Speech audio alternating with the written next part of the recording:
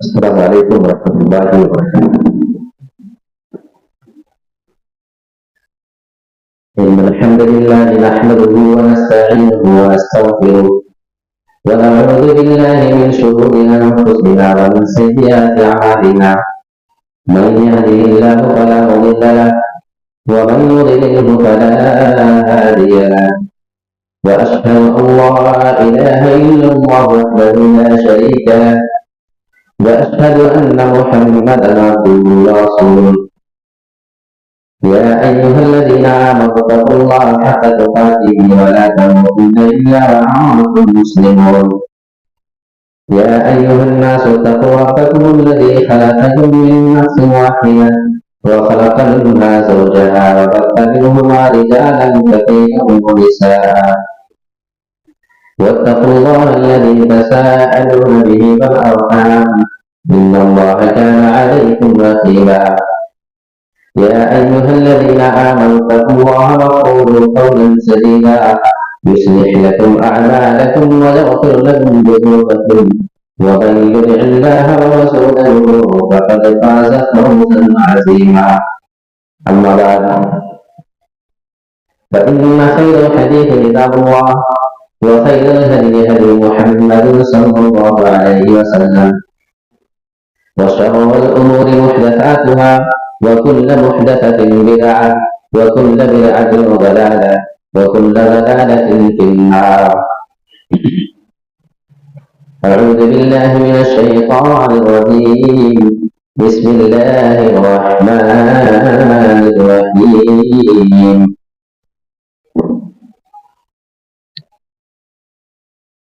إن الذين آمنوا واتبعتهم ذريتهم بإيمان ألحقنا بهم ذريتهم وما ألتناهم من عملهم من شيء.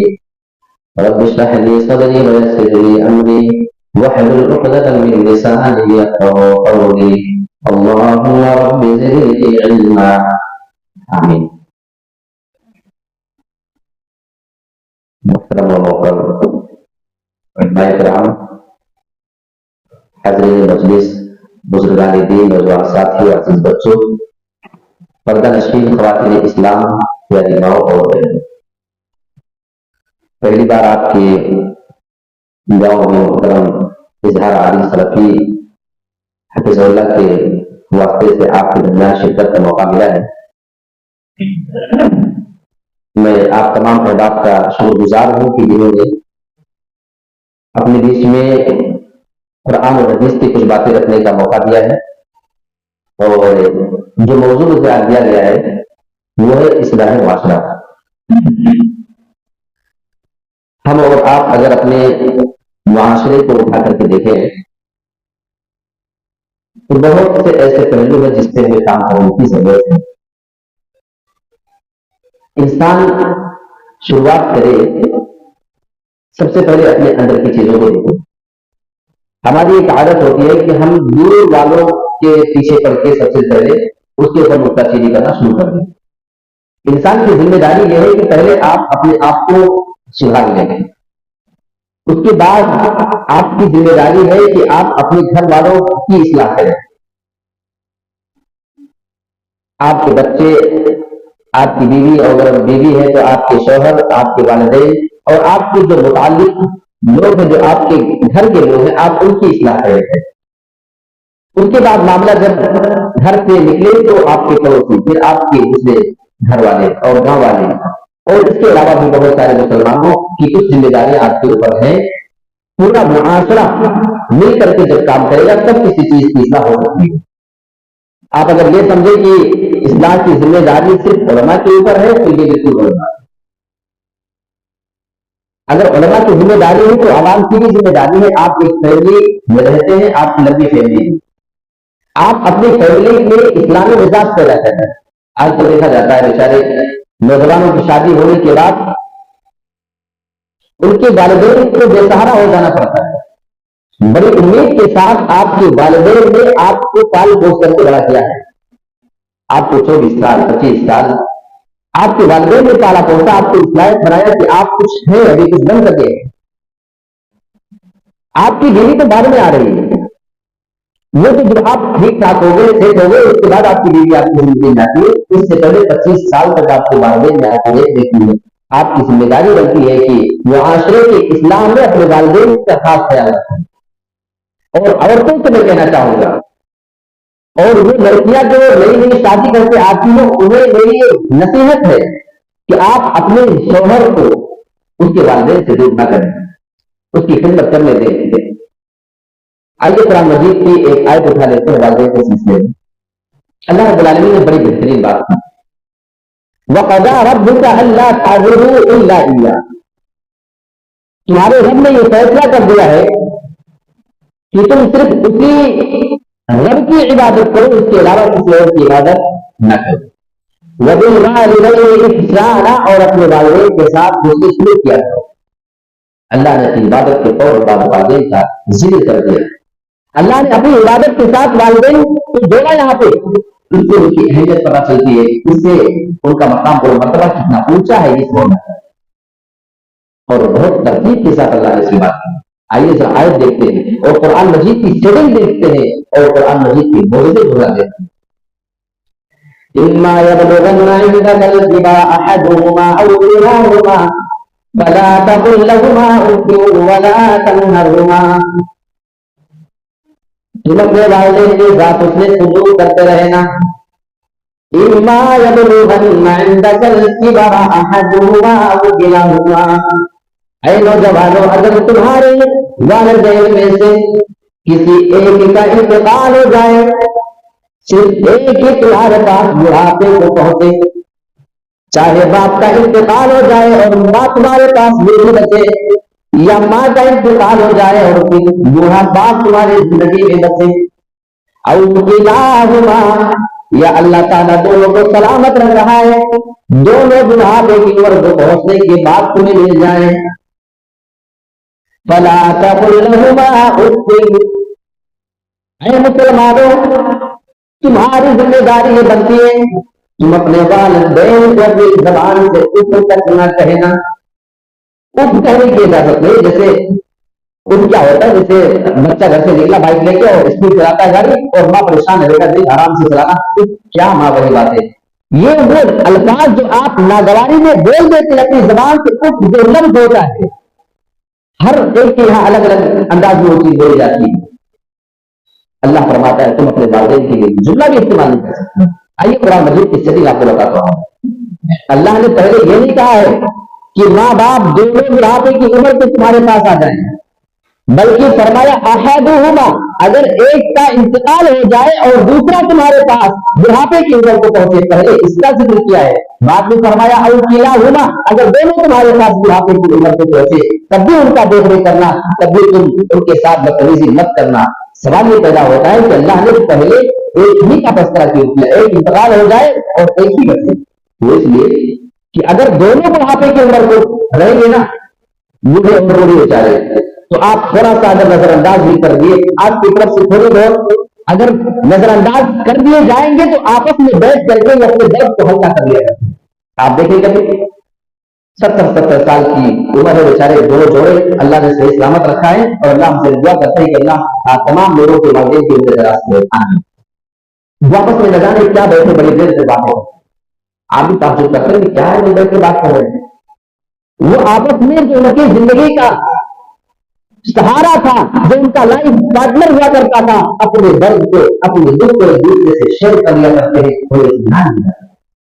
لیکن اللہ کی قسم اگر ایک جوڑے کا انتقال ہو گیا، اگر کسی کی بیوی کا انتقال ہو گیا، وہ بیچارہ بوڑھا 60 سال 65 سال 70 سال کی عمر کا کسی کام کا نہیں، نہ اپنی باتیں کسی سے کہتا ہے، نہ اپنی مصیبت کسی کے سامنے بیان کرتا ہے، وہ ہر وقت کسی ٹینشن میں لگا رہتا ہے کہ ہم اپنی بات بتائیں کس کو، ہوٹل کے بتا دیں تو لوگ ہنسیں گے، بیٹے سے کہتے ہیں تو بیٹا ہنس رہا ہے، بیٹا ہماری باتوں پہ دھیان نہیں دیتا۔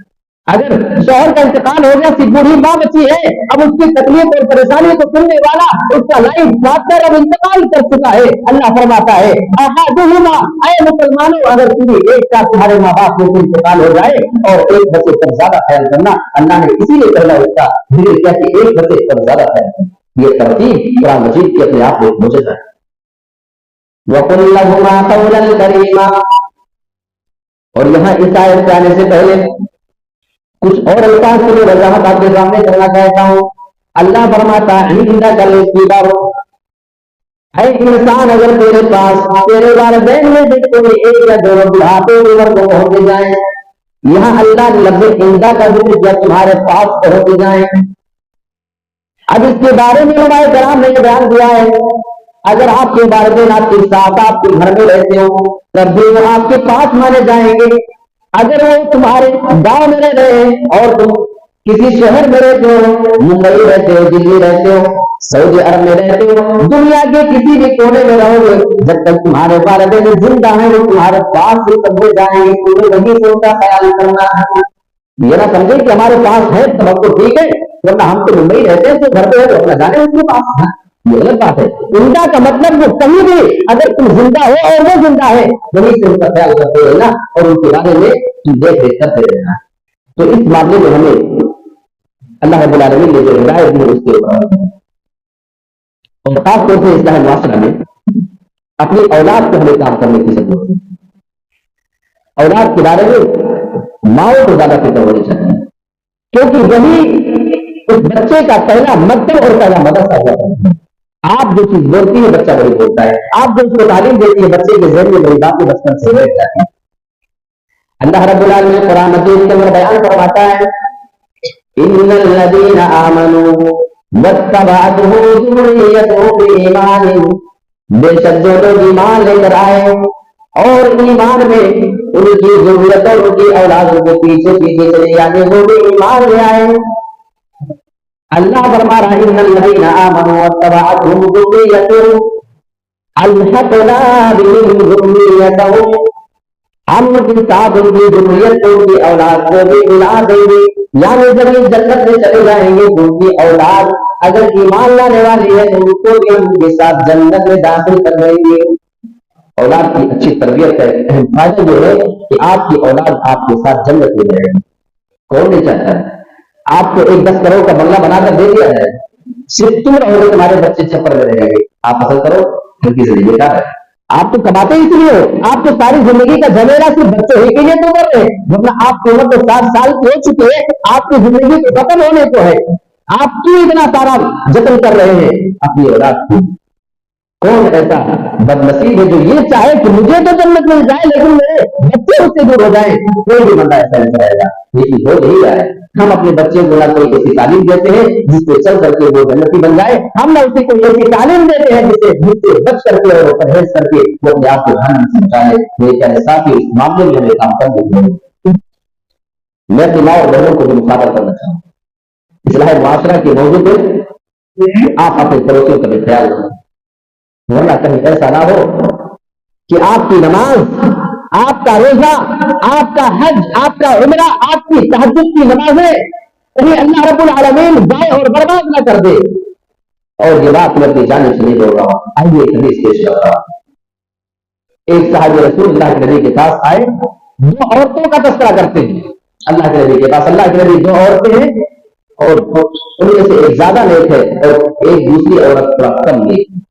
حدیث کے الفاظ دیکھیں تو تذکر من کثرت صیامها وصلاتها وصدقتها. اے اللہ کے نبی ایک عورت ہے وہ بہت ہی زیادہ دیندار عورت ہے، وہ سب سے زیادہ نماز پڑھنے والی، سب سے زیادہ روزہ رکھنے والی ہے اور وہ سب سے زیادہ صدقہ خیرات کرنے والی عورت. وہ بیٹاؤں میں کوئی سنتا ہے کہ اس سے زیادہ کوئی نیک نہیں معاملوں میں غیر انہا تودی جیرانہا بلسانہا.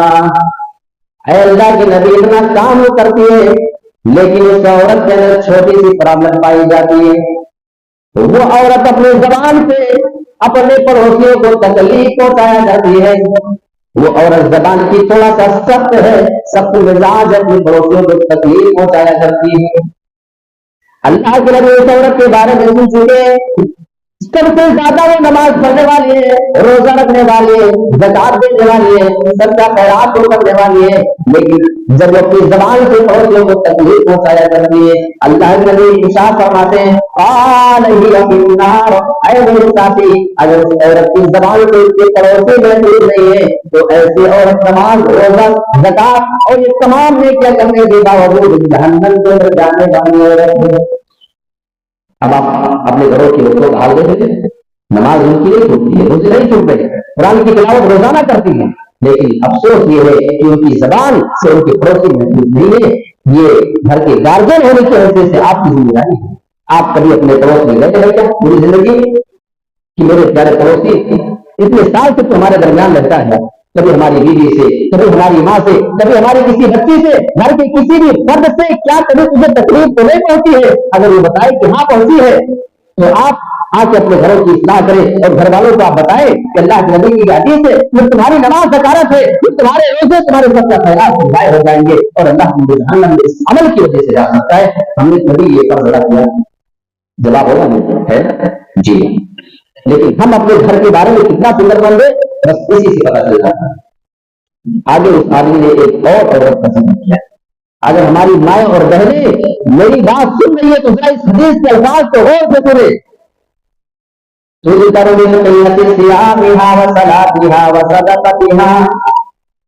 آدمی کہنے لگا اللہ کے نبی کو عورت کے بارے میں لوگ بہت زیادہ ذکر کیا کرتے ہیں، وہ زیادہ نماز نہیں پڑھتی ہے، صرف فرض نماز پڑھ لیا کرتی ہے، وہ بہت زیادہ نفلی نماز نہیں پڑھتی ہے، تہجد کی پابند نہیں ہے، وہ روزے پورا رکھا کرتی ہے، یعنی رمضان کے دن غلط دیا کرتی ہے، اور بہت زیادہ وہ سال بھر میں روزے نہیں رکھایا کرتی، لیکن فرض کرے وہ سادہ کاتیا سب کا خیرات ہے، بہت زیادہ تھوڑا کیا کرتی ہے، اس کے پاس زیادہ ہوتا ہی نہیں ہے، بلکہ ہم اس کے الفاظ سے یہ بتاتے ہیں وَأَنَّهَا تَتَصَدَّقُ بِأَمْوَالٍ مِّنَ الْأَرْضِ۔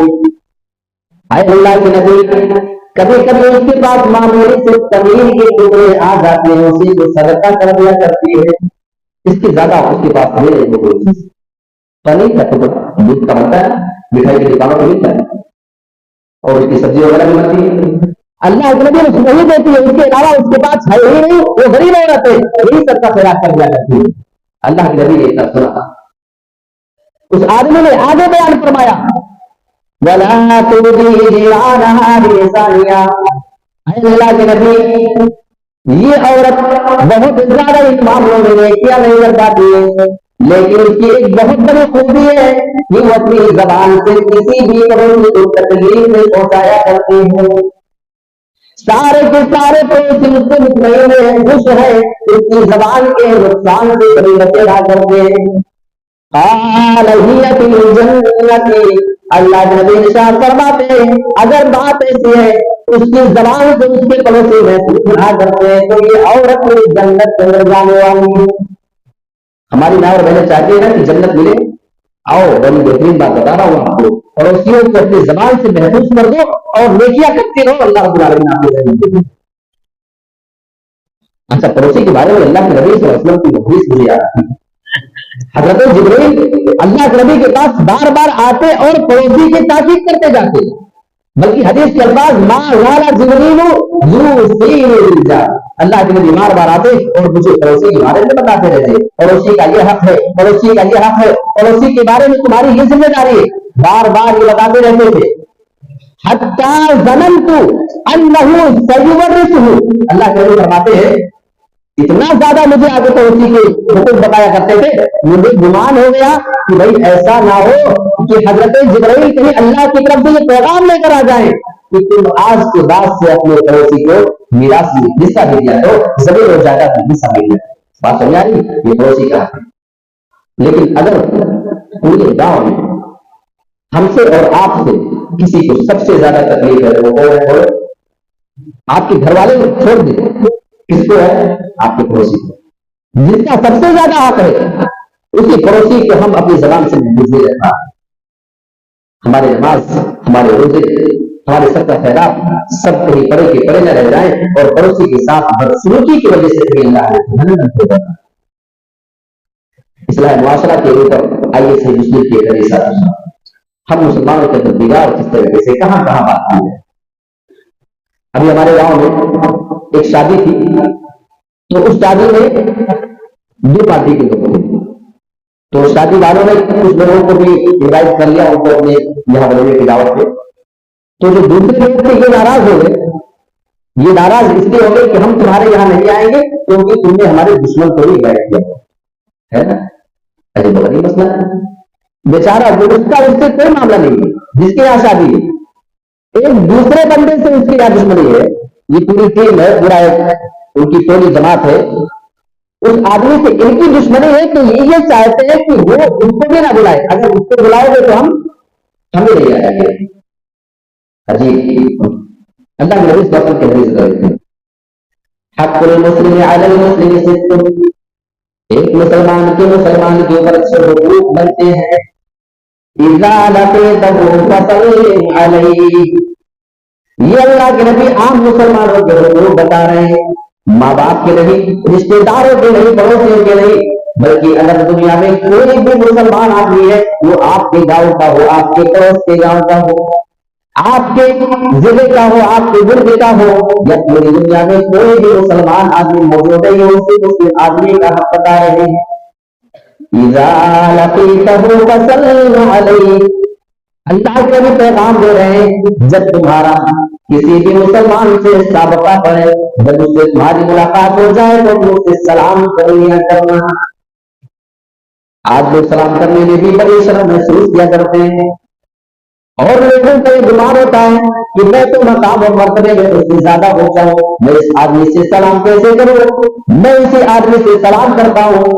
और हमारा जो मिजाज है, जो हमारे जान पहचान के लोग हुआ करते हैं, जो हमारी नजर में सबसे ज्यादा होते हैं, उन्हीं को सलाम किया करते हैं।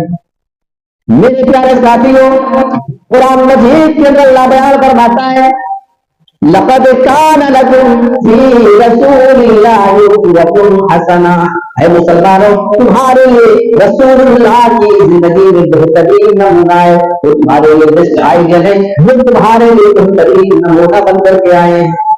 और मैं तुम्हें बताता हूँ, अल्लाह के नबी मदीना की गलियों में चला करते थे, आज हम एक दूसरे से सलाम करने में भी शर्माया करते हैं। उससे हम सलाम करेंगे, हमारी आना, हमारी जमीन, हमारी गैरत हमें रोकती है। अल्लाह के नबी को आपके गैरत से भी रोका नहीं करती थी। अल्लाह के नबी मदीना की गलियों में चला करते थे, आपके पास छोटे छोटे बच्चे गुजरा करते, आप उनसे सलाम करना करते थे। हमें भी कोशिश करनी चाहिए, हमसे छोटा नहीं, बच्चे भी आप उनसे सलाम करें, बच्चे को खुद ही ये पैगाम मिल जाएगा कि किसी से मुलाकात करें आप सलाम कर लिया करें। इज़ा लक़ीतहु फसल्लिम अलैहि, किसी से मुलाकात हो जाए तो आप सलाम कर लिया करें। व इज़ा दाअका फ़अजिबहु, और अगर तुम्हें दावत दी जाए, कोई बंदा तुम्हें दावत पे बुलाए तो दावत को कबूल कर लिया करो, उसके घर पे जाया करो। और आज हम मुसलमान हैं, हम उसी शर्त पे तुम्हारी दावत पे जाएंगे जब तुम हमारे दुश्मन का बाइकाट करोगे, तुम हमारे दुश्मन को अगर इनवाइट कर दोगे तो हम तुम्हारी दावत पे नहीं आएंगे। है मिजाज है। अल्लाह के नबी ने फरमाया, कोई भी मुसलमान तुम्हें दावत दे, अगर जा सकते हो जाए उस दावत है, तो जरूर उसकी दावत को कबूल करना, ये तुम्हारा हक है, ये तुम्हारा फरीजा है। अल्लाह के नबी सल्लल्लाहु अलैहि वसल्लम के मुसलमान का हक है। वही दस्तन सह का फन सह, अल्लाह के नबी बयान फरमाते हैं, कोई भी मुसलमान, कोई मोमिन जब तुमसे कोई नसीहत तलब करे, खैर खाही चाहे और कोई मशवरा अच्छा मांगे, तो उससे अच्छी नसीहत कर दिया करो, अच्छी बात उसको बता दिया करो। वइज़ा अतिसा फहमिदल्लाह, अगर किसी भी मुसलमान को छींक आए, ये चौथा है, किसी मुसलमान को छींक आए, उसने अगर अल्हम्दुलिल्लाह कहा है तो जवाब में आप अल्हम्दुलिल्लाह कर दिया करें। ये हर मुसलमान की जिम्मेदारी। आजकल लोग छींकने में शर्माते हैं, छींकते तो ऐसा शर्मा के कि कुछ सुन ना ले। अल्लाह के नबी की हदीस है, अल-हदीसु मिनल्लाह, छींक अल्लाह की तरफ से, वो तफाउमु मिनश शैतान, ये जो जम्हाई लेते ना, जम्हाई लेते में किसी को उसकी चाप दे, पूरा मुंह खोल के और बिना हाथ रख के जम्हाई ले रहा बंदा। अल्लाह के नबी फरमाते हैं, ये शैतान की तरफ से। जम्हाई आए तो रोकने की कोशिश करो, छींक आए तो तुरंत अंदर सीखो, क्योंकि अल्लाह की तरफ से छींकने के फायदे भी होते हैं। और उसको अल्हम्दुलिल्लाह आप कहें और सुनने वाला उसका जवाब दे, तो छींकने में शर्माना नहीं है। लेकिन बड़े मॉडर्न जमाने में जी रहे, छींकने में हिचकिचाहट और शर्म आती है, सुनना है। तो कोई बंदा अगर छींके तो आप उसका जवाब दे और वो बंदा उसका जवाब। ये चौथा है। अब मैं पांचवें और छठे में थोड़ी सी आपके सामने और बड़ी बेहतरीन बातें आपके सामने इस ताल्लुक से रखना चाहता हूं। वजीजा मरीजा फअदहु, है मुसलमान, जब कोई भी मुसलमान भाई तुम्हारा बीमार पड़ जाए तो तुम उसकी इयादत कर लिया करो। कौन बीमार पड़ जाए? आपका रिश्तेदार नहीं। ये अल्लाह के नबी फरमा रहे, हक़्क़ुल मुस्लिम अलल मुस्लिम, کوئی بھی مسلمان بیمار کرے، یہ ایک مسلمان کا مسلمان کے اوپر حق ہے، یہ رشتے داری کا حق نہیں بتا رہا ہوں، یہ پڑوسی کا حق نہیں، یہ جان پہچان والے کے حقوق نہیں بتا رہا ہوں، یہ تعلقات کے لوگوں کے حقوق نہیں بتا رہا ہوں، یہ ایک عام مسلمان کا حق آپ کے سامنے بتا رہا ہوں۔ مریضہ جب وہ بیمار پڑ جائے تو اس کی عادت کر لیں، ہم اور آپ عادت اس کی کرتے ہیں جو ہمارا رشتے دار ہوا ہے۔ گاؤں کا بڑا آدمی بیمار ہو گیا، صبح سے لے کر شام تک کاتا نہیں ٹوٹتا ہے یادت کرنے والا ہے، ہاں دن میں 4 بار یادت کرنے جانا ہے۔ آپ کے گاؤں کا کوئی غریب بیمار ہو جائے اس کے گھر میں دھیان نہیں جائے۔ افسوس ہم نے اسلام کو کس مزاج سے سمجھا ہے، ہم نے اسلام کو اپنے سنت کے حساب سے سمجھا اور اس کے حساب سے رکھنے کی کوشش کی ہے۔ یادت میں ایک بہت بڑی پرابلم ہمارے یہاں پائی جاتی ہے، اگر کوئی بندہ بیمار پڑ گیا، اب اس کے گھر میں پیسے کی قلت ہے، اسے دوا گھر کو لانا پڑتا ہے، 4 لوگ یادت کرنے پہنچ گئے اور بیٹھے وہاں پہ دم سڑاکے کرنے لگے، آدھا گھنٹہ بیٹھے، اور جب تک اندر سے چائے ناشتہ نمکین وغیرہ سموسا وغیرہ نہ آ جائے، جب تک یہ بندے وہاں سے نکلتے نہیں ہوتا نہیں ہوتا ہے، جب تک لگتا ہے کہ ابھی ہماری عیادت کمپلیٹ ہوئی نہیں ہے، ہاں چائے وغیرہ جب آگے اندر سے پی گئے اچھا چلو جلدی جب تک چائے نہیں آئی تھی کوئی جلدی نہیں، یہ غلط طریقہ ہے۔ آپ کسی کے یہاں عیادت کرنے جائیں پوری کوشش کریں کہ اس کے گھر میں کوئی چیز کھائے دینا، لیکن سختی کے ساتھ نہ کریں، وہ بیمار ہے۔ ہاں ایک اور طریقہ آپ کو بتا رہا ہوں، کوئی بندہ کتنا بھی مضبوط ہو، اگر وہ ٹھیک ٹھاک بیمار پڑ جائے تو اچھے خاصے پیسے لگ جاتے ہیں اور وہ بندہ پھر کمزور پڑ جاتا ہے مالی اعتبار سے بھی، اس کی ضرورت ہے کہ کوئی مدد کر دے۔ بہت سے لوگ آپ سے مانگنے نہیں آتے، مانگنے نہیں آتے، ان کے غیر ان کو ہوتی ہے۔ یہ آپ کی ذمہ داری ہے کہ کسی ضرورت مند کی ضرورت کو سمجھے۔ آپ کے گاؤں میں کتنے گھر ہیں لگ بھگ مسلمانوں کے؟ کتنے گھر ہوں گے؟ 150 150 الحمدللہ 150 گھر مسلمانوں کے۔ اب آپ کے گاؤں میں اگر ایک مسلمان بندہ بیمار ہو جائے، آپ ان کی عیادت کرنے جائیں اور تھوڑا سا ذہن خالی چینج کر لے، اچھی خاصی آپ اس کی مدد کر سکتے ہیں۔ وہ ہے 150 گھر سے 150 لوگ اگر ہر گھر سے ایک بندہ اگر چلا جائے اس کی عیادت کرنی، اور آپ جب جائیں نا تو تھوڑا سا اس کی کچھ مدد کے طور پہ آپ ایک لفافے میں تھوڑا سا پیسہ رکھیں، زیادہ نہیں ہوگا، 50 روپیہ رکھ لیں، 100 روپیہ دوستوں آپ کو اللہ نے اور دیا تو 500 رکھو، کوئی 1000 رکھ لے، کوئی 2000 بھی رکھ لے، ایسے رکھ لے، بات کچھ نہیں ہے، 10 روپیہ رکھ لیں ایک لفافے میں چپ چاپ، ہاں ایک کاغذ میں بول کے رکھ لے۔ اور جب آپ اس کی عیادت کرنے جائیں اور عیادت کر کے آپ دعا وغیرہ دیں اور عیادت کر کے جب آنے لگے چپکے سے اس کے تکیے کے نیچے آپ وہ پیسہ رقم ڈال دیں، یہ میری طرف سے کچھ آپ کو کہا ہے، وہ جان بھی نہیں پائے گا کہ کس نے کتنا دیا ہے، اس میں نام ہونا لکھنا، اور اس طریقے سے آپ اس کی مدد کر کے دیکھیں، صبح سے شام تک میں اس کے پاس 1000 روپیہ آ جائیں گے، تو مسجد سے اس کا نام لے کر کے چندہ کرنے کی ضرورت نہیں پڑے گی۔ مریضہ فہد ہوں، جب بیمار ہو تو عیادت کرو، اور عیادت کا ایک طریقہ یہ ہے کہ آپ اسلامی طور پر عیادت کریں، اگر ممکن ہے تو آپ اس کی مدد اس طریقے سے بھی کر سکتے ہیں۔ اللہ کی قسم اس بندے کے لیے مائی سے اعلان کر کے بار بار اس کا نام لے کر کے اس کو ضرور نہیں کیا جائے گا، آٹومیٹک اس کے تکیے کے نیچے آپ کی وہ رقم پہنچ چکی ہوگی اور آپ کو اندازہ بھی نہیں ہوگا کہ کتنے ہزار جمع ہو جائیں گے، 10 20 50 ہزار بھی ایسے جمع ہو جائے ایک دن میں، بس کچھ گھنٹے کے اندر۔ یہ عیادت کریں۔ وَإِذَا مَاتَ فَاتَّبِعُوهُ، جب کوئی تمہارا مسلمان بھائی انتقال کر جائے تو اس کے جنازے کے پیچھے چلے جایا کرنا، اس کے جنازے میں شریک ہو جانا۔ یہ اللہ کے نبی کچھ تعلیم دے رہے ہیں، مسلمانوں کے حقوق بتا رہے ہیں۔ ہاں یہ اور بات ہے، جنازہ فرض کے پا جائے گا، گاؤں کے کچھ ہی لوگ ادا کر لیں تو سب کی طرف سے وہ فرض ادا ہو جائے گا، وہ کوئی فرض نماز نہیں ہے۔ لیکن بسا اوقات یہ دیکھا جاتا ہے کہ ہم کسی آدمی کے جنازے میں اس لیے نہیں جاتے ہیں کہ وہ ہمارا دشمن دنیا میں تھا، ہماری اس سے بنتی نہ تھی۔ میرے پیارے ساتھیوں، شیطان ہمارے ذہن میں اتنا زیادہ خرافات بھر چکا ہے، وہ بندہ دنیا سے جا چکا ہے، اب اس کے قبر کے مراحل شروع ہونے والے ہیں، برزخی زندگی اس کا شروع ہونے والا ہے، لیکن ابھی بھی ہماری غیرت اس کے جنازے کے پیچھے نماز پڑھنے سے روک رہا ہے۔ میرے پیارے ساتھیوں، کتنے لوگوں کو دیکھا جاتا ہے اگر کسی کے دشمن کا انتقال ہو جائے، آپ یوں ہی نہ جائیں تو کوئی بات نہیں، لیکن اگر اس بنا پہ نہ جائیں کہ وہ آپ کا دشمن ہے، میرے پیارے ساتھیوں اللہ کے رسول فرما رہے ہیں وَإِذَا مَاتَ فَاتَّبِعُوهُ، جب تمہارا کوئی مسلمان بھائی انتقال کر جائے تو تم اپنی انا کو بیچ میں روڑا نہیں بنا لینا، بلکہ اس کے جنازے کی نماز کے لیے چلے جایا کرنا۔ یہ 6 حقوق اللہ کے نبی نے ایک مسلمان کی دوسرے مسلمان کے اوپر بتایا. اب اس موضوع میں چونکہ بہت ساری باتیں، کچھ باتیں میں عورتوں کے متعلق کرنا چاہوں گا. ہمارے خواتین کو بہت ساری چیزوں میں اصلاح کی ضرورت ہے.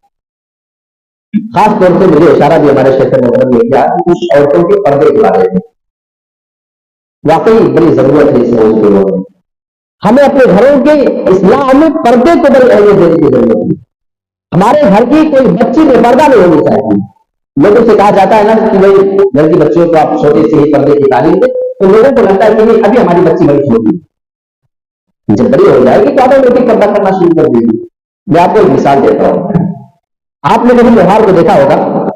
لوہار جب لوہے سے کوئی اوزار بنانا چاہتا ہے تو اس کا ایک طریقہ کار ہوتا ہے. وہ پہلے لوہے کو بھٹی میں ڈال کے خوب لال اور گرم کرتا ہے. ٹھیک ہے. جب اسے لگتا ہے کہ ضرورت کے حساب سے لوہا ہیٹ ہو چکا اور لال ہو چکا ہے، اس کو نکالتا ہے اور رکھتا ہے، اور اسی ٹائم پہ وہ ہتھوڑے یا گھن مار کے اس کو وہ آکار دیتا ہے جو وہ بنانا چاہتا ہے، جو بھی چیز اس کو بنانی ہوتی ہے. اگر آپ لوہار کے پاس جائیں اور بول دیں کہ ابھی آپ نے لوہا نکالا بھی لال ہے، آدھے گھنٹے کے لیے اس کو چھوڑ دیں. اسے آدھے گھنٹے کے بعد آپ اس کو پیٹنے کی کوشش کریں اور ہتھوڑا بنانے کی کوشش کریں. آپ جواب دیں کیا اب وہ آکار دھارن کرے گا؟ کیا اب وہ ہتھیار جو اس کو مطلوب ہے وہ بن پائے گا؟ ٹھنڈا ہونے کے بعد وقت جو اس کا تھا پیٹنے کا بنانے کا وہ وقت نکل جانے کے بعد کیا اب اس ہتھوڑے کے گھن اور ہتھوڑا مارنے سے بنے گا؟ وہ نہیں بنے گا. کیوں؟ اس کا جواب یہ ہے کہ وقت نکل چکا ہے. وقت نکل چکا ہے. ہر چیز کا ایک وقت ہوتا ہے، اسی میں کیا جائے تو وہ بات ہوگی. ایسے ہی بچوں کی تربیت کے بارے میں ایک بات آپ ذہن میں دکھا دیں. ان کی تربیت کا وقت بچپنا ہوگا. جب وہ شعور کی عمر کو پہنچ رہے ہوتے ہیں، جب انہیں سوچنے سمجھنے کی تھوڑی سی صلاحیت ہونے لگتی ہے، اس ٹائم پہ آپ ان کو تعلیم دیتے رہے بیٹے یہ ایسا نہیں ایسا، بیٹی یہ ایسا نہیں ایسا، ہماری شریعت نے یہ کہا ہے، ہمارے اسلام کا یہ حکم ہے. آپ بچی کو اتنا پابند بنا دیں کہ بچی جب بڑی ہو جائے تو اسے شرم آئے کہ کوئی میرے ہاتھ کو بھی ننگا دے سکے. چہرہ ضرور کی بات. اللہ کے نبی صلی اللہ علیہ وسلم کی بیٹی کو آپ دیکھیں، حضرت فاطمہ عمر 5 سے 6 سال کی ہوگی. کافروں نے اللہ کر دیا تمہارا آپ کے سر سے خون نکل رہا ہے پیشانی سے، اور حضرت فاطمہ وہ چھوٹی سی بچی اپنے سر کا دوپٹہ اتار کے اپنے باپ کے خون کو صاف کر رہی تھی. سر سے دوپٹہ اتار رہی ہے. کتنے سال کی بچی؟ 5 یا 6 سال کی بچی. ہماری تو 9-10 سال کی بچیاں بھی ہماری نظر میں سیانی نظر آتی ہیں. ابھی تو بہت چھوٹی ہے. بڑی کب ہو گئی ہے الگ الگ لوگوں کا معیار ہے. کچھ لوگوں کی نظر میں 10 سال کی بچی چھوٹی ہے، کچھ کی نظر میں تو 14-15 سال کی بھی چھوٹی ہوتی ہے. میرے پیارے ساتھیوں، اس معاملے میں ہمیں کوتاہی سے بچنے کی ضرورت ہے. آئیے قرآن مجید کی ایک آیت دیکھ لیتے ہیں. ہمارے یہاں پردے کے معاملے میں بڑی لاپرواہی ہوگی، اور ابھی شیخ محترم نے تھوڑا سا اس موضوع پہ اشارہ کیا ہے. یا نساء النبی لستن کاحد من النساء ان اتقیتن فلا تخضعن بالقول فیطمع الذی فی قلبہ مرض. اے نبی کی بیویوں، تم دوسری عورتوں کی طرح نہیں ہو. یہاں اللہ کو بیان فرما رہا ہے، اے نبی کی بیویوں، دنیا میں تمام عورتوں سے تمہارا مقام بہت ہی زیادہ اونچا ہم نے بنایا ہے. تمہارا مقام تمہاری عزت و ناموسوں میں بہت ہی زیادہ بلند کر دیا ہے. یہ ساری باتیں بتانے کے بعد اللہ بیان فرما رہا ہے فلا تخضعن بالقول. ہاں یہ بات صحیح ہے کہ آپ نبی کی بیویاں، آپ بہت ہی زیادہ نیک ہے، آپ بہت ہی زیادہ پارسا ہے، آپ میں کسی بھی قسم کی غلطی کا کوئی بھی امکان نہیں ہے، کسی بھی قسم کی ایسی فحاشی والی یہ برائی کا امکان نہیں ہے. لیکن پھر بھی اگر تمہارے دل میں اللہ کا خوف پایا جاتا ہے، اللہ کا ڈر اگر تمہارے دل میں موجود ہے، فلا تخضعن بالقول، تو تم اپنی آواز میں لچک پیدا نہ کرو، اپنی آواز میں نرمی نہ پیدا کرو. اس کا نقصان کیا ہوگا؟ اللہ آگے کو بتا رہا ہے، فیطمع الذی فی قلبہ مرض. اگر کسی سے نرم انداز میں بات کرو گی، لچکدار آواز میں کسی سے باتیں کرنا شروع کر دو گی، تمہاری بات سننے والا بندہ اگر اس کے دل میں بیماری ہے، اگر دل میں وہ کوئی سوچ رکھ رہا ہے، وہ تمہاری آواز کو سننے کے بعد کوئی غلط گمان دل میں پال سکتا ہے. اچھا، آپ سے میں ایک سوال کروں گی، یہ حکم کس کو ہو رہا ہے؟ نبی کی بیویوں کو. ہاں یہ بات ہے کہ مراد سبھی عورتیں اس میں رہیں گی، سب کو ہی ایسا کرنا ہے، لیکن مخاطب اللہ کس کو کر رہا ہے؟ نبی کی بیویاں پوری دنیا میں سب سے زیادہ پائدامن عورتیں، ٹھیک، تمام عورتیں. اچھا، نبی کی بیویوں کے سامنے آتے کون لوگ تھے؟ انہیں بات کرنے کی ضرورت عام طور پہ پڑتی کس سے تھی؟ بولے کس سے پڑتی تھی؟ صحابہ سے نا. نبی کے صحابہ جن کے بارے میں قرآن اعلان کرتا ہے رضی اللہ عنہم، اللہ ان سے راضی ہو چکا ہے. اللہ اکبر. قرآن مجید میں ایک اور جگہ اللہ ان کی فضیلت بیان فرما رہا ہے، فَإِنْ آمَنُوا بِمِثْلِ مَا آمَنْتُمْ بِهِ فَقَدِ اهْتَدَوْا. اے میرے نبی کے صحابہ، اگر یہ دوسرے لوگ تمہارے ایمان کی طرح ایمان لے آئے تو میں گارنٹی دیتا ہوں کہ ہدایت یاب ہو جائیں گے، ہدایت پا جائیں گے. نبی کے صحابہ کو، ان کے ایمان کو اللہ نے کسوٹی بنا دیا ہے، ان کے ایمان کو معیار قرار دے دیا ہے. اتنا مقام صحابہ کا ہے، لیکن اس کے باوجود اللہ یہ فرما رہا ہے فلا تخضعن بالقول، اے نبی کی بیویاں تم نرم و لچکدار آواز میں بات نہ کرنا. کیا ہو سکتا ہے؟ سیطمع الذی فی قلبہ مرض. ہاں بھلے میرے نبی کا صحابی ہو، بھلے ہم نے اس کے لیے جنت کی گارنٹی دے رکھی ہو، لیکن ہو سکتا ہے کہ آپ کی آواز کو سننے کے بعد اس کے دل میں کوئی بھی غلط خیال آ سکتا ہے. لہٰذا تم اپنی آواز کو کے سامنے لچکدار نہیں بنانا. دیکھ رہے ہیں پوری کوٹ اللہ نے کھول دی اور کسی قسم کی گنجائش بھی اللہ نے نہیں چھوڑی. ہمارے یہاں گھروں کے بہت بڑے عزیزوں کا نہیں، ہر بندے کو ہمارے گھر میں آنے جانے کی اجازت ہے. خالہ زاد بھائی ہے، پھوپھی زاد بھائی ہے، ماما زاد بھائی ہے. یہ یاد رکھیں جتنے زاد ہے نا یہ ٹائپ والے بھائی سب سے پردہ ہے، سب سے پردہ ہے. اس لیے کہ بچی کی شادی ہر اس لڑکے سے ہو سکتی ہے، خالہ زاد سے، مامو زاد سے، چچا زاد سے، یہ زاد پھوپھی زاد جن سے شادی ہو سکتی ہے ان سے پردہ ہے. پردہ تو ان سے آپ زیادہ کرائیں نا. میں یہ مثال میں آپ کو دے رہا ہوں، کوئی ایک بندہ آپ کے گاؤں میں آیا، اجنبی آدمی ہے، آیا گھوما اور چلا گیا، اب وہ دوبارہ نہیں آنے والا ہے. اب پتہ نہیں وہ کب آئے گا، وہ آپ کو جانتا نہیں، آپ کا گھر کو آپ کو لگے بچہ کتنی.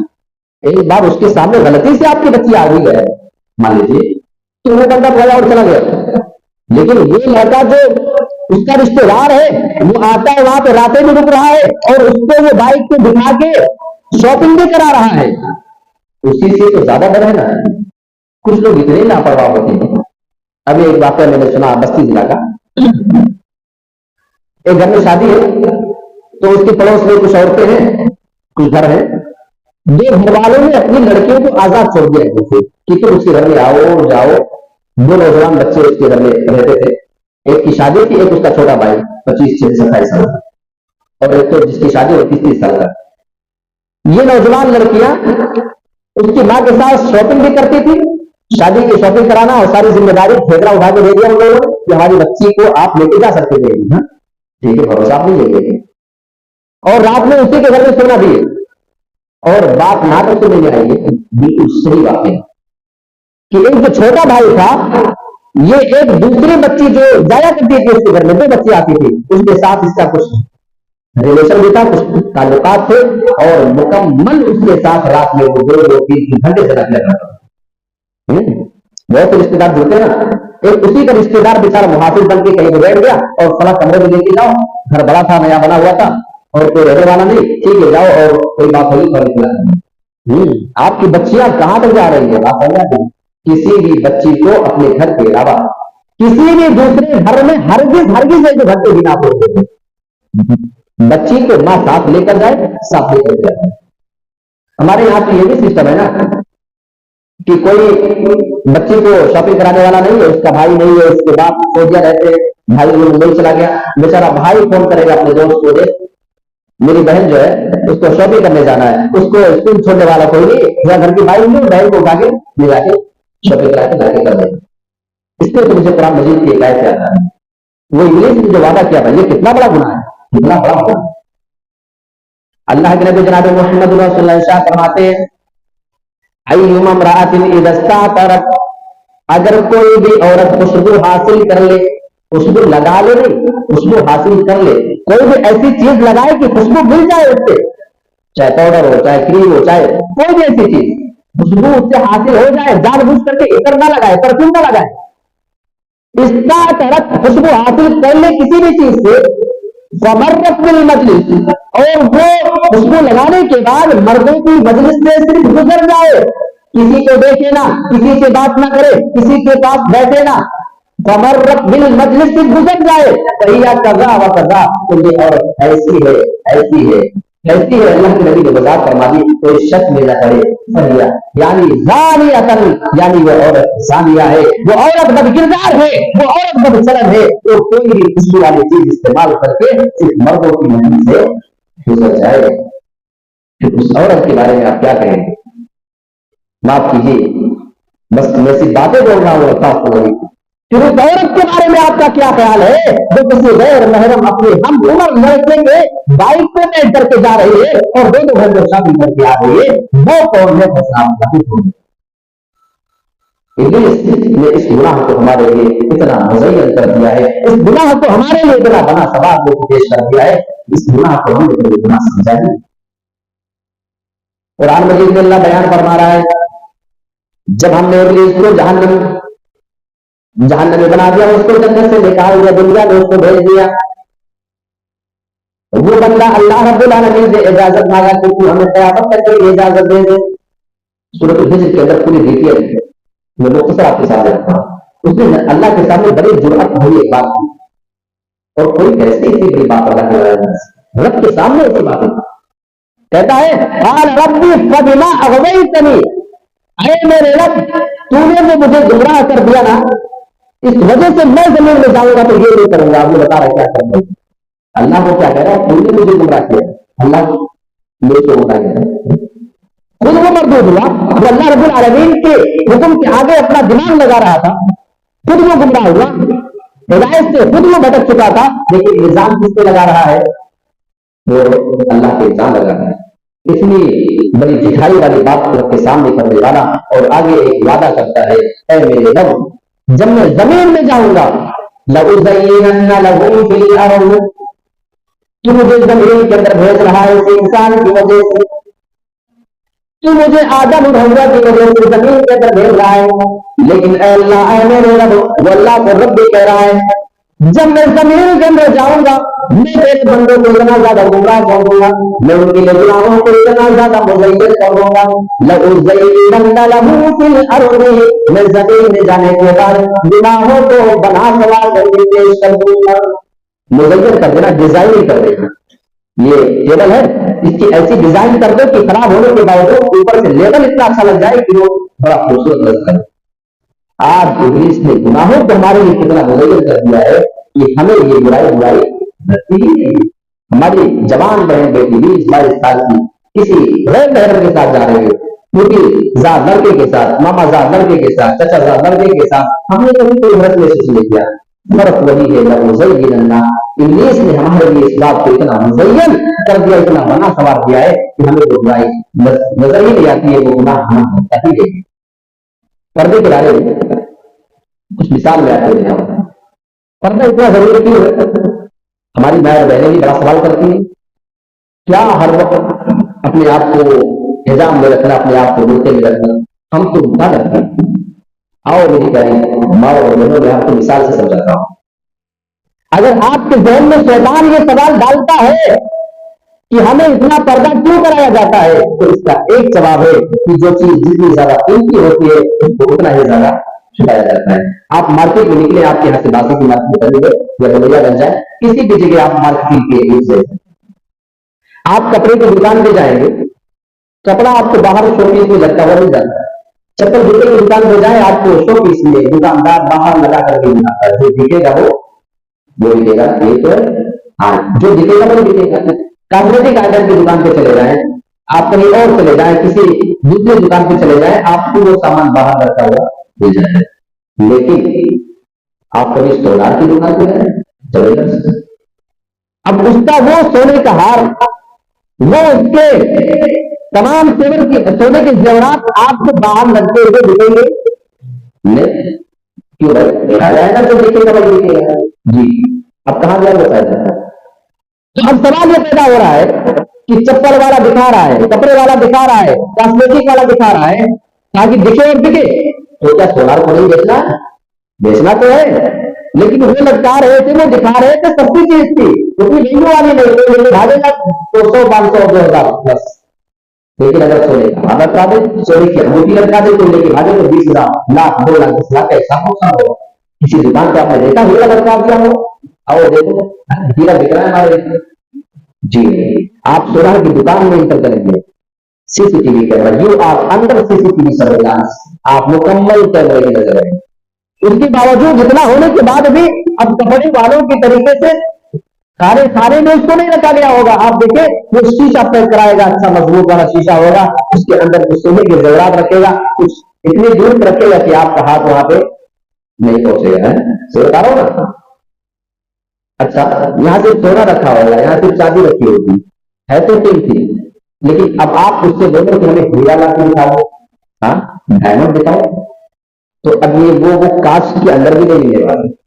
اب یہ اس سے بھی زیادہ قیمتی ہے نا، اب وہ یہاں بھی نہیں ملنے والا ہے. اب سونا اندر جائے گا، اپنے پرسنل روم میں جائے گا، پرسنل اس کا لاک ہوگا، ایک لاک ہوگا، اس کے اندر بھی ایک لاک ہوگا. اب وہ اپنا سمجھے جیسے رکھتے ہوں گے، وہاں سے نکال کے لائے گا، بڑے اہتمام سے آپ ہاتھ ملے گا، اور اس کے بعد آپ اس کو دیکھ سکتے ہیں. معلوم ہوا جو چیز جتنی زیادہ سستی ہوتی ہے اتنا ہی زیادہ دکھایا جاتا ہے، جو چیز جتنی زیادہ قیمتی ہوتی ہے اس کو اتنا ہی زیادہ چھپا کر کے رکھا ہے. میرے پیارے ساتھیوں، اس بات کو سننے کے بعد ہمارے ذہن میں ایک بات تو بیٹھ چکی ہے کہ جو چیز جتنی زیادہ قیمتی ہوتی ہے اتنی زیادہ چھپائی جاتی ہے. یہ سونا اپنے سونے کو چھپا تو رہا ہے، اپنے ہیرے جواہرات کو ڈائمنڈ کو چھپا رہا ہے، لوگوں کی نظر سے لوگوں کی پہنچ سے اس کو بہت ہی زیادہ دور رکھنا چاہتا ہے. لیکن اتنی زیادہ قیمتی ہونے کے بعد بھی جب آپ ان سے سونا مانگتے ہیں، سونے کا ہار مانگیں گے تو وہ مجبور ہو جاتا ہے کہ آپ کے ہاتھ میں اس کو دینا ہی پڑتا ہے. ہوگا 10 لاکھ کا، کتنا بھی قیمتی، لیکن جب تک وہ آپ کے ہاتھ میں نہ دے گا، جب تک آپ اسے ڈیزائن نہ دیکھو گے، جب تک آپ اسے الٹ پلٹ کے نہیں دیکھو گے، جب تک آپ کو وہ چیز پسند کیسے آئے گی. بھلے وہ اس کا ہیرا 1 کروڑ ہی کا کیوں نہ ہو، لیکن وہ مجبور ہو جاتا ہے، لاسٹ میں وہ آدمی مجبور ہو جاتا ہے کہ وہ آپ کے ہاتھ میں اس کو رکھنا ہی پڑتا ہے. لیکن ہماری شریعت نے عورت کو اتنا زیادہ قیمتی بنایا ہے، عورت کو اتنا زیادہ پاکیزہ بنایا ہے.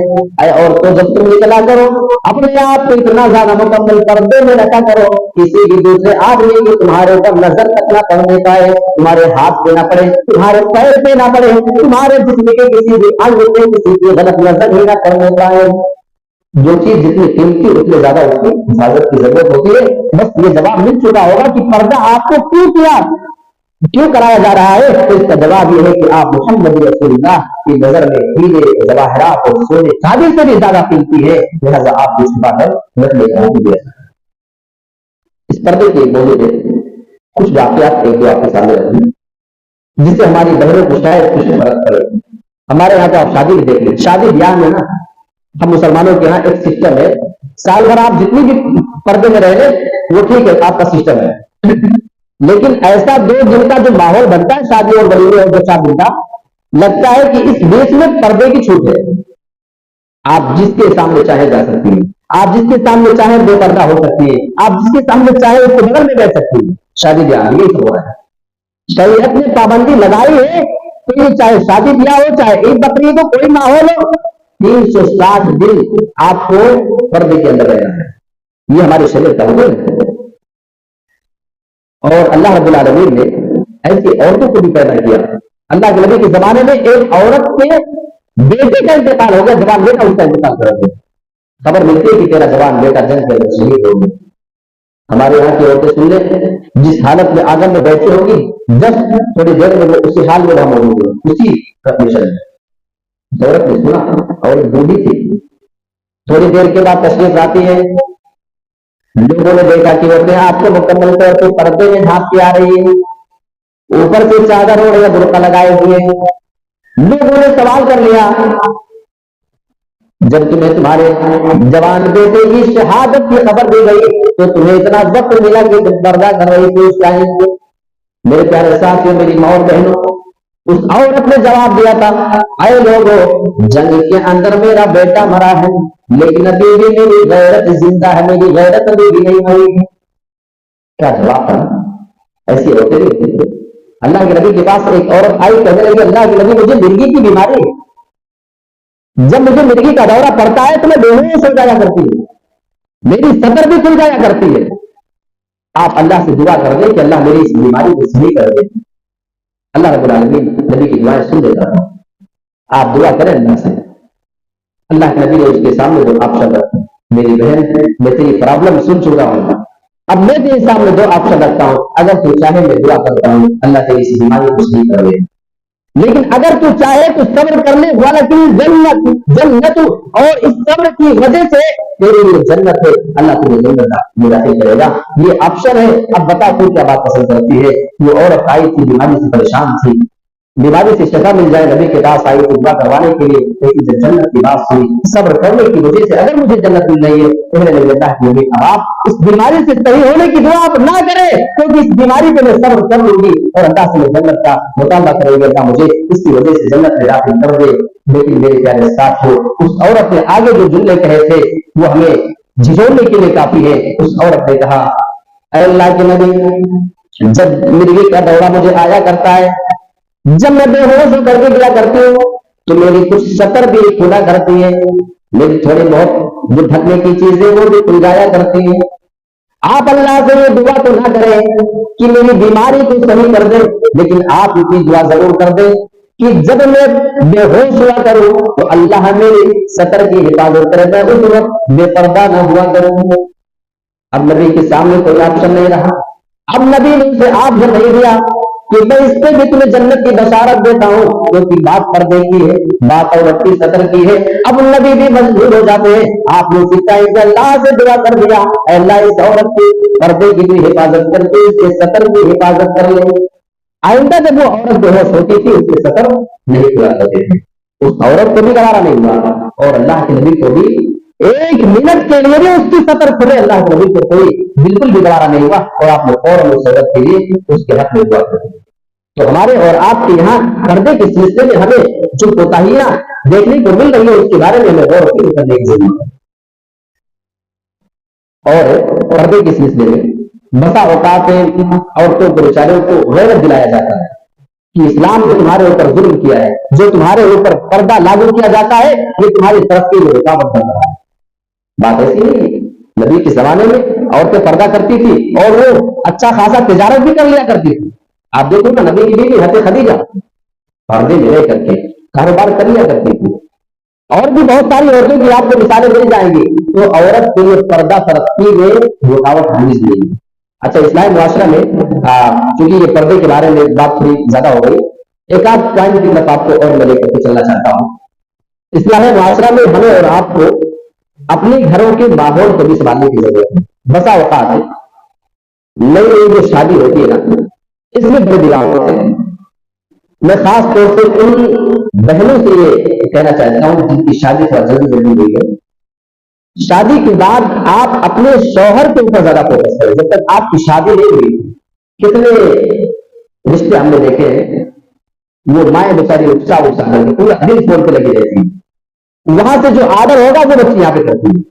بچے کو آزاد چھوڑ دیں. آپ کو جو تعلیم دینا تھی آپ نے دے دیا, آپ نے جو باتیں بتانا تھی اسلام کی تعلیم دیجیے اور صحیح طریقے سے. اب آپ کی ذمہ داری ہے آپ رہنمائی کرتے رہے, لیکن بسا اوقات دیکھیں وہ بیچاری کچھ دلہن جو آتی ہے فون پہ چپتی ہے. ماں نے جو آرڈر کیا ادھر سے بہن نے جڑا سیم وہی کام کر رہے ہیں. یہ گھروں میں بگاڑ کا ایک اہم سبب بن رہا ہے. میرا شوہر کہہ رہا کہ یہ کرو, امی یہ کرنا کہ نہیں کرنا, نہیں بیٹی نہیں کرنا. اب وہ نہیں کرنے والے پھر چاہے جلدی ہو جائے. ہاں میری ساس نے یہ بات بول دی ہے تو ادھر سے اس کی ماں جو ہے اس کو پھر وہاں سے مشورے دے گی, تم ایسا کرو تم بھی یہ بول دو. جو وہاں سے آ رہا ہے ارے بھائی آپ یہاں اس گھر میں آئی ہو, آپ اس گھر کو دیکھ رہی ہو, آپ سامنے سے حالات کو دیکھ رہی ہو فیس ٹو فیس. آپ کی ماں کیا سمجھے کہ کون سا مزاج کون سا ماحول وہاں پہ چل رہا ہے. اب وہاں سے وہ آرڈر کرے گی اور وہ جب مشورہ دے گی اور اس مشورے پہ چلنے والی لڑکیاں اکثر اپنی زندگی کو برباد کر لیا کرتی ہے. ابھی میرا ایک دوست بیچارہ وہ مجھے بار بار فون کرتا ہے میرے گاؤں کا کہ یار زندگی پوری عجیب ہو چکی ہے, صرف میری بیوی کی ماں جو بولتی ہے وہی بات, اور بات کبھی طلاق کی پہنچی ہوئی ہے. ابھی تو کتاب لینے میں بات سننے میں آ رہی ہے کہ طلاق اور جواب کبھی مانگا. تو میں ایسی عورتوں سے کہنا چاہتا ہوں کہ آپ اپنے شوہر کی خدمت کریں اور ان کا دل جیتنے کی کوشش کریں. اور شوہر کو بھی جو نئی شادی ہوتی ہے خاص طور پر بچوں کو سمجھنے کی ضرورت، سنجیدگی سے کام لے، زیادہ جوش کی ضرورت نہیں ہوتی. کبھی کبھی گھر سے باہر ہے، فون کیا، ایک دو بار بزی آ گیا. اب اس کے بعد جب فون ریسیو ہوگا بیوی کی طرف سے تو فون گالی، کہاں بزی تھی؟ جب سے میں فون کر رہا ہوں، ہو سکتا ہے اس کی ماں ہو سکتا ہے گھر پہ کسی اس کے بھائی کا فون آیا، اس کے باپ کا فون آیا. سنجیدگی کا مظاہرہ کرے. نئی نئی شادی میں زندگی کو سنبھالنا بڑا مشکل ہوتا ہے، لوگ جوش میں ہوتے ہیں، یہ ادھر سے جوش، نہ ہم کم نہ تم کم، ہے نا. اسی میں جو ہے اکثر رشتے بنتے اور بگڑتے ہیں. شادی کے شروع کے مرحلے کو جو جوڑے سنبھال لے جاتے ہیں ان کی آنے والی زندگی بہت ہی زیادہ خوشگوار ہو جاتی ہے. لہذا شادی کے شروعاتی ایام میں نوجوان لڑکوں اور لڑکیوں کو خاص طور سے اپنے لائف کو مینج کرنے کا طریقہ، یہ والدین کی ذمہ داری ہے کہ آپ نے شوہر کی خلاف ورزی کبھی نہ کرے. شوہر جو چیز پسند کرتا ہے اگر وہ جائز چیز ہے تو آپ جھوٹ بول کے بھی اس کی تعریف کر دیا کریں. اور کبھی شوہر کی بھی ذمہ داری بنتی ہے کہ آپ اپنی بیوی کی چھوٹی چھوٹی چیز جو آپ کو چھوٹی سی خود نظر آئے، آپ ان کو بہت بڑا کر کے اس کی تعریف کے الفاظ میں رکھیں. ہاں یہ بات تمہاری بڑی اچھی ہے، اور دیکھنا اگلی بار سے اس کام میں وہ اور زیادہ لگن کے ساتھ کرنے کی کوشش کرے گی کہ میرے شوہر کو وہ چیز نہیں پسند آتی. لیکن دیکھا یہ جاتا ہے کہ ایسے لڑکے بیچارے باہر کی دوسری عورتوں کی تو بڑی تعریف کرتے ہیں، لیکن اپنی بیوی کی بڑی سے بڑی اچھی خصلت اور اچھی خوبیاں جو کو بھی نظر نہیں آتی ہے. تو بہرحال باتیں بہت ساری ہو سکتی ہے. یہ موضوع ہی ایسا ہے کہ اس کو سمجھ پانا ایک گھنٹے بڑا مشکل کام ہے میرے لیے نہیں بلکہ تمام لوگوں کے لیے. اللہ رب العالمین سے ہم دعا کرتے ہیں کہ پروردگار ہم تمام مسلمان بھائیوں کو اپنے سماج اور معاشرے کی اصلاح کرنے کی توفیق عطا فرما، اور جو برائیاں اور کمیاں ہمارے اندر پائی جاتی ہیں اے اللہ تو ہم مسلمانوں سے اس کو دور کر دے اور اس کا خافہ کروا دے. اور جن لوگوں نے بھی اس پروگرام کو کرنے کے لیے دیکھیں، پروگرام جو اس طرح کے ہوتے ہیں مسجد والے کم خرچ میں اور اچھے خاصے پروگرام ہو جاتے ہیں. پروگرام کا مطلب بالکل یہ نہیں کہ آپ لمبے سے لمبا اسٹیج سجائیں اور بالکل 10-20 علماء کو بلائیں. تبھی یہ 1-2 گھنٹے کا پروگرام بھی اصلاح کے لیے کافی ہو سکتا ہے. شرط یہ ہے کہ اس کو ہم خلوص کے ساتھ کریں، کرنے والے بھی اور کرانے والے بھی. اصلاح کرنے کے لیے آپ کی ضرورت ہے، جن کے پاس دولت ہے ان کو بھی آگے بڑھنا ہے، جن کے پاس علم ہے ان کو بھی آگے بڑھنا ہے، جن کے پاس دولت نہیں ہے وہ اپنا جسمانی طور پہ محنت کرے. کوئی چیز مشورہ دے سکتا ہے